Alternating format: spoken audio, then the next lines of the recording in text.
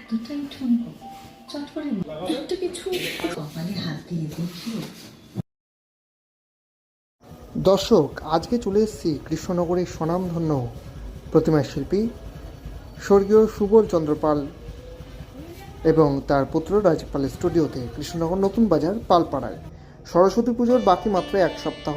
আজকে দাঁড়িয়ে আছি রাজীব পালের স্টুডিওতে। প্রথমেই চোখে পড়ল এই প্রতিমাটি, সবচেয়ে বড়, মানে রাজীব মামার স্টুডিওতে সবথেকে বড় প্রতিমা কিন্তু এটি এবছরের, এবং এত বড় ঠাকুর আমি কিন্তু খুব কমই দেখেছি। আমি দুর্গা ঠাকুর দেখেছি এত বড়, তাও সরস্বতীর যে এত বড় রূপ হয় সেটাও আবার 4 হাতের প্রথমবার দেখলাম, এবং এত সুন্দর লাগছিল। আপনারা বলতেই পারেন কৃষ্ণনগরের এবছরের সবচেয়ে বড় সরস্বতী প্রতিমা আর্টের, এটা কিন্তু বলতেই পারেন আপনারা। এবার আপনারা হয়তো প্রশ্ন করবেন